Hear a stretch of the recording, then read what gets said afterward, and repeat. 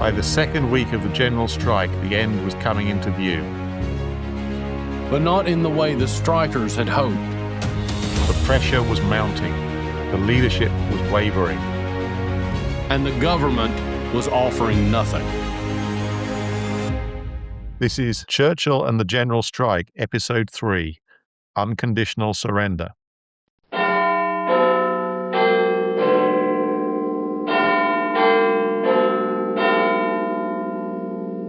Welcome to Churchill, the Finest Half Hour. I'm Dr. Warren Dockter, and joining me is my partner in crime, the fire to my fire brigade, Professor Richard Toye. Hi, Warren. How are you doing? Doing well. So we're just finishing up our talk on the general strike and Winston Churchill's role in it in 1926. Yeah, but don't let us make it sound as though the end is not as exciting as the beginning and the middle. I've got a quote here from a historian, Keith Laybourne, very distinguished historian of the Labour Party and the Labour movement. I do know him, yeah. Right. And he's got this quotation where he says, my father was a miner at Monk Bretton Pit, Barnsley. When I was young, he told me of the general strike and of his intense dislike of Winston Churchill. To my dismay, I discovered when I was about 12 that he was born in 1924 and too young to have participated. But he goes on, this illustrates how much the general strike meant to the mining community and the resonance it had in 1972 when Arthur Scargill, who was then one of the prominent figures in the National Union of Mine Workers, spoke of the miners' revenge for 1926. And so I think this kind of shows the way in which the general strike went into folk memory, and it was kind of passed down the generations. I think that's really fascinating because I lived and worked at Aberystwyth in Wales for a long time. And as you can imagine, Winston Churchill is not a particularly popular topic there, which is very difficult for my career. But when I did speak to people who were miners and elsewhere, they actually mentioned more often the strikes in 1926 and less so the Tonopandi issues when Churchill had been Home Secretary much earlier. And perhaps that's about living memory, I don't know. But Churchill had racked up these anti-miner positions, particularly in Wales, that I think followed him his whole career. Absolutely. And so what we're going to be talking about today is kind of the conclusion of the strike, but then also in the second half, sort of the aftermath and these long-term effects and public memory. But let's kind of dive straight into day 7 of the general strike, Monday, the 10th of May, 1926, where, of course, that Churchill is serving as the editor-in-chief of this government newspaper, which he has himself set up, the British Gazette. He's kind of, in a way, making himself into a media baron. You could kind of make a list of the jobs which Churchill wished that he had at some stage and the ways in which he kind of projected himself into various situations where he ended up acting as though he was doing that job. Yeah, I always like to think, I always believe Churchill basically enjoyed cosplaying a media baron. He had several friends who were media barons, and he wanted to sort of also talk to them about being a media baron. And what I think is interesting here is that you have, by the 7th day, a sort of war of attrition between the workers and the government, and just seeing who can outlast whom is what's playing out. But the role that Churchill plays in this, and I know he's not directly in charge of the BBC, right? But I have to imagine that he's got his thumb on the scales.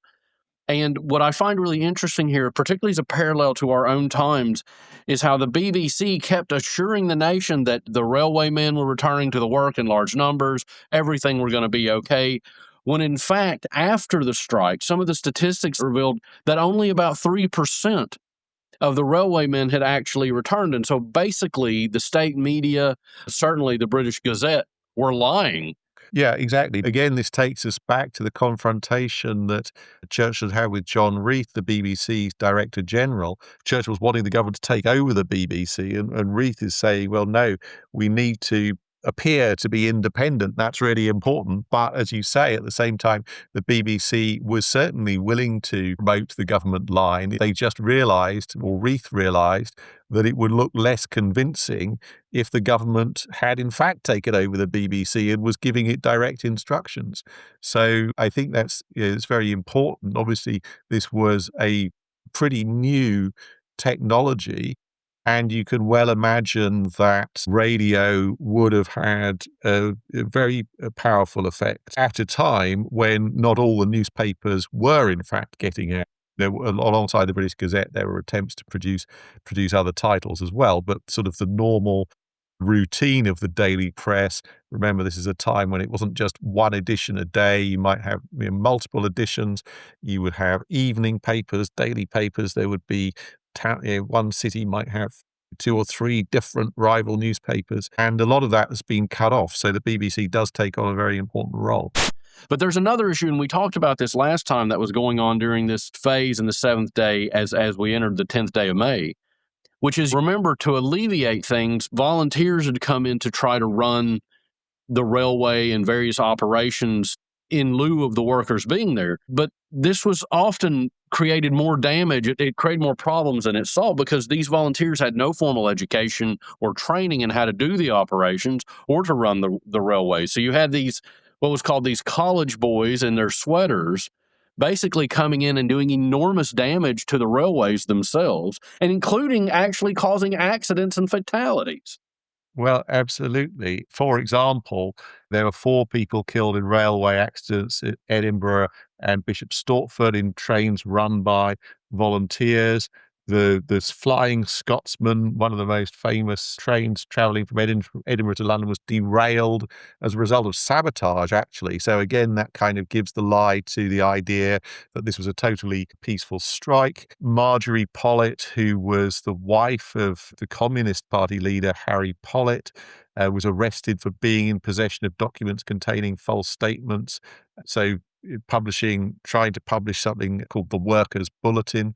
So all this is going on.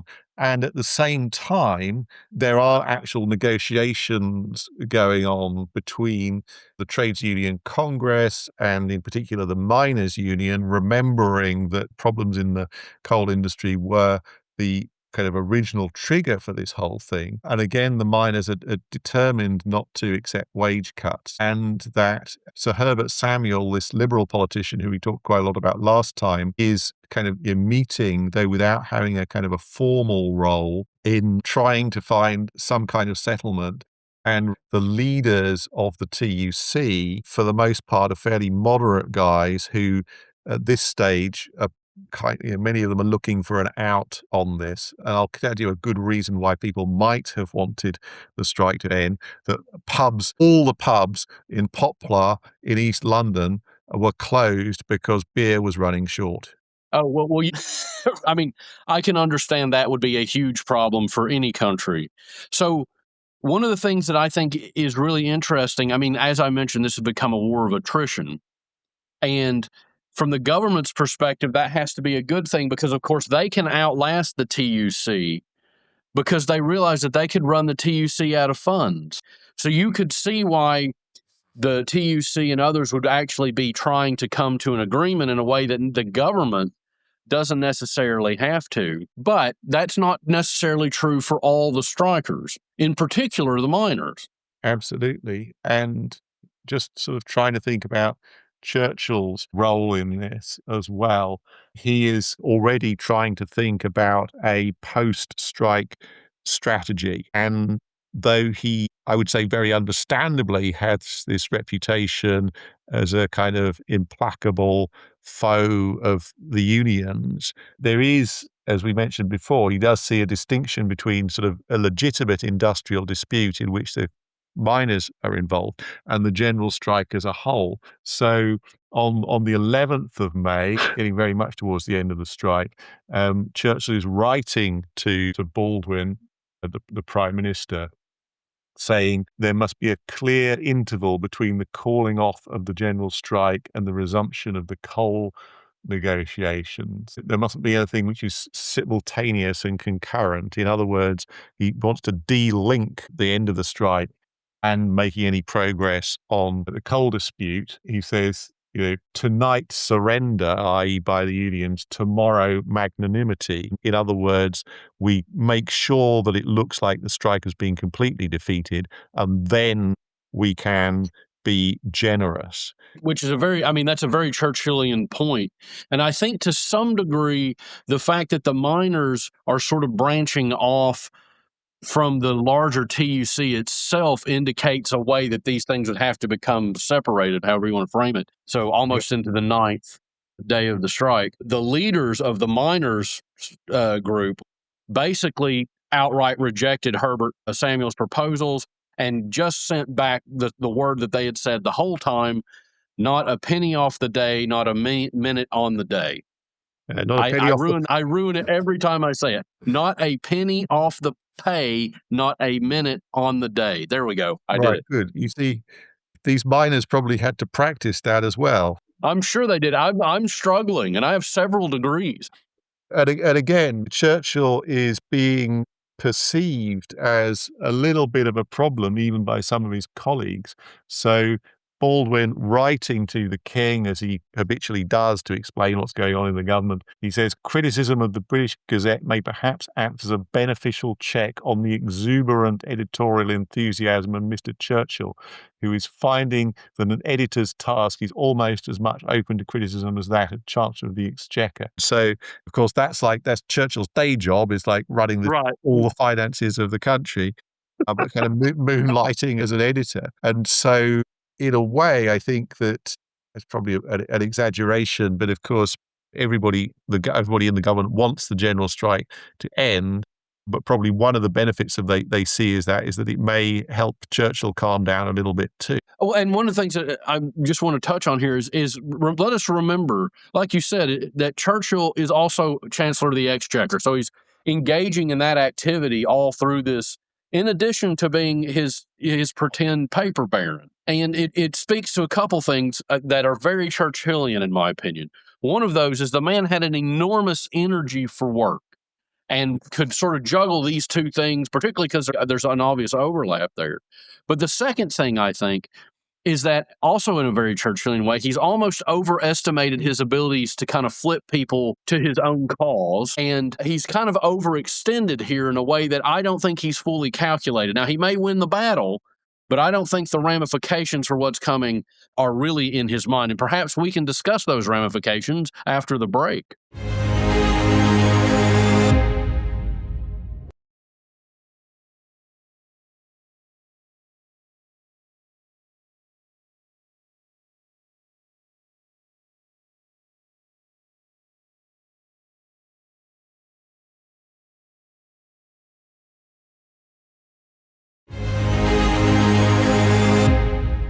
Welcome back to Churchill, the finest half hour. I'm Professor Richard Toye. With me is Dr. Warren Dockter, and we're concluding our series marking the centenary of Britain's general strike in 1926. And I think at this stage, before we kind of talk about the long-term consequences of the strike, be a good idea just to summarize how it came to an end. I think one of the key points which resolved things was that on the 11th of May, a judge, Mr. Justice Astbury, gave a ruling which said that the general strike was illegal and that union funds could not legally be used to pay strike pay. And so the TUC also have this kind of memorandum drafted by Herbert Samuel. The miners reject it, the broader TUC accepts it, this kind of a move towards a settlement, and the TUC want to meet with the Prime Minister. Now, in a way, although the declaration that the strike is illegal may sound as though it was kind of bad news for the TUC leadership, from their perspective, where they're thinking, well, how do we get out of this? Then that's like, what a pity. It turns out this is illegal. Guess we probably better stop then, guys. And to the fury, of course, of the people further on the left and the more militant miners. But in a sense, this is a pretty non-revolutionary movement. And for most of the people involved in the strike, it's not really going to bring them any direct benefit.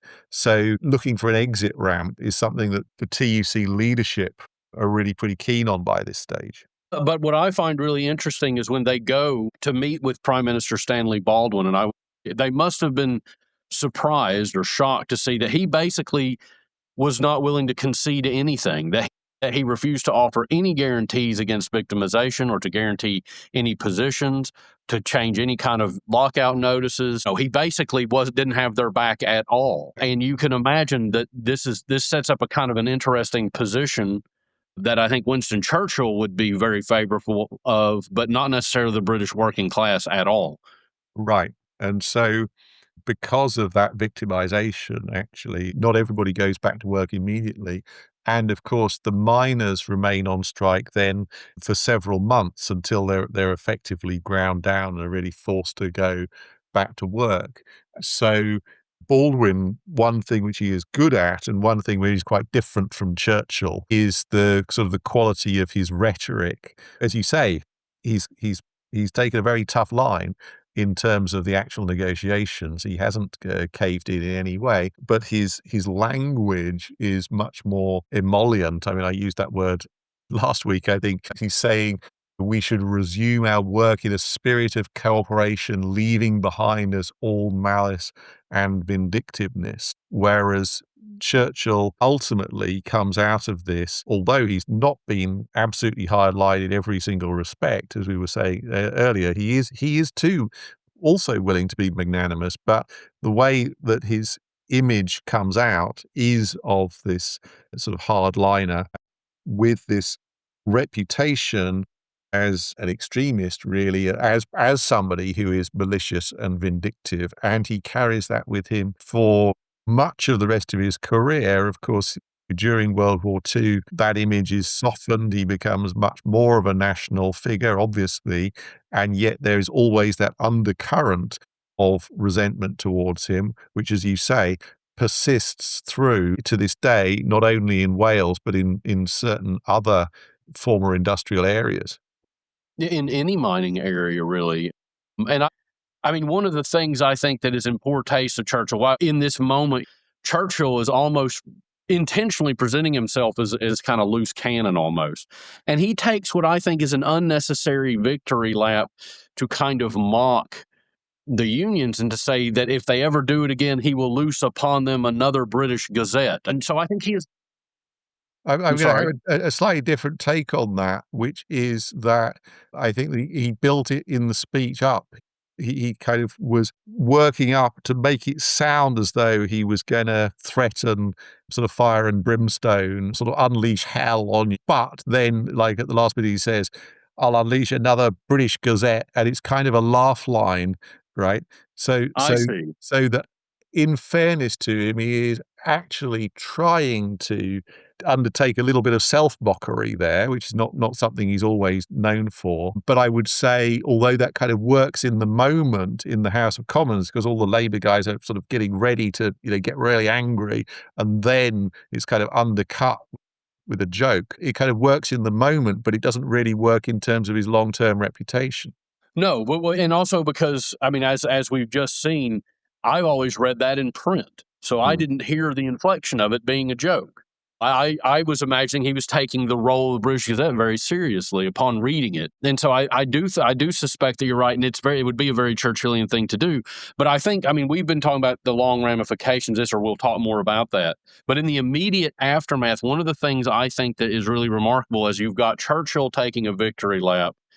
There's this idea that I don't know, Britain just returned to its good sense and everybody just got on with it, kept calm, carry on. That's the kind of British way. And that's not what was happening at all. And I think, in particular, the employers, perhaps seeing Churchill's victory lap, that I've been calling it, took their own victory lap and were very cruel in a way to against their workers and use this as an opportunity to really put the screw to them. Yeah, I would agree. And remembering, of course, that this was a time of high unemployment, employers had the upper hand in that respect. So the big employers, I mean, especially in the docks and the railways, saw this as a chance, as you were saying, to kind of stamp on the trade union movement, trying to get returning strikers to sign new contracts. They clawed back concessions that had been made previously. So on 13th of May, after the strike has actually finished, there are more people on the streets protesting victimization in some places than had actually been out during the strike itself. Well, right, which I think indicates just how bad this sort of rubbing it in their face thing really was. So you can imagine this would leave a terrible taste. And the other, of course, terrible taste that's left in everyone's mouth, we got to go back to the miners, which is kind of where this started. They are remaining on strike and did remain on strike for an additional 6 more months, or at least 1 million of them remained on strike for another 6 months. And basically, they got to the point where they ran out of money and food and had to go back and accept the terms. Yeah, yeah. And I mean, you make a good point with that sort of staggering number, 1 million miners, smaller population in those days. That's kind of like 1 in 40 people was a miner, not to mention all the people who miners at that point were exclusively male. So they're all their wives and their families who were living in these areas as well. So this was kind of a huge chunk of the population was dependent on this, and the suffering was immense. And so in the end, as you say, they're forced in this rather abject surrender on final terms that are worse than those that had been offered before the strike. So they haven't been able to implement their slogan of not a, I'm kind of mess it up See, myself it's now. hard to say. It's hard to say. Not a minute on the day, a penny off the pay. I'm sure that's right.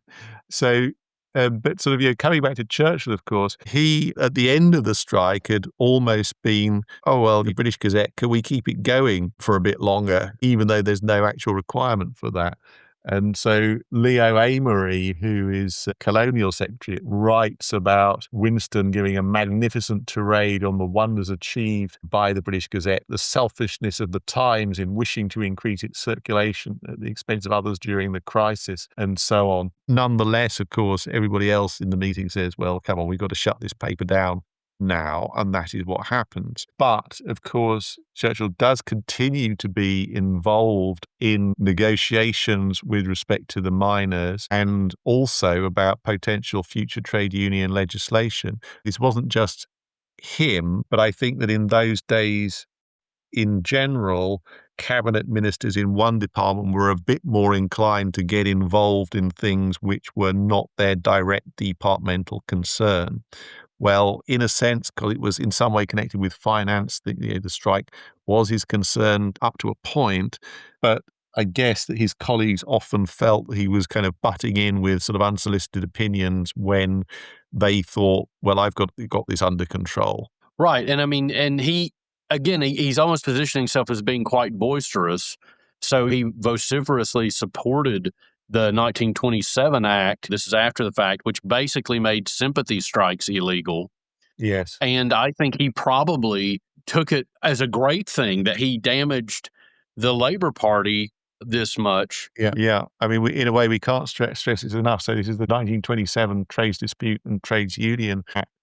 And in order to kind of understand this, it's important to know about where the Labour Party got its funding from. And so if you were a member of a trade union that was affiliated to the Labour Party, then part of your union dues would be taken and paid as what was called the political levy to support the Labour Party, unless you ticked a box saying, I don't want to do this. And that was, if you did that, that was called contracting out. And the 27 Act moved it so that you had to contract in, so that you had to positively say, this is what I want to do. Well, that's a totally different psychological dynamic.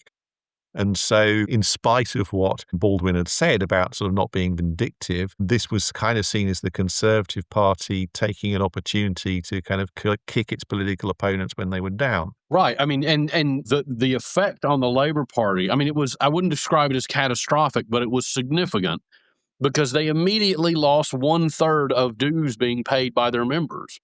And we can see that the Labor Party isn't really an effective political party until much later. But ironically, one could also say that the party weirdly benefits because there's this kind of anti-trade union legislation which does other things which are disadvantaged to the trade unions. And the trade unions think, well, how are we going to get this repealed? Well, the only way to get this repealed now is to make sure that the Labour government gets elected. And so although, of course, there were many things, many different things contributing to this, the Labour Party does win the 1929 general election, though it only forms a minority government. And so, and so it isn't actually able to repeal the Act at that point. In a way, this kind of passing anti-trade union legislation actually really motivated trade unions to do their best to help the Labour Party and to use the parliamentary route as a way of achieving change rather than as kind of an industrial action route. But of course, there's another long-lasting legacy to this, and that is Winston Churchill himself.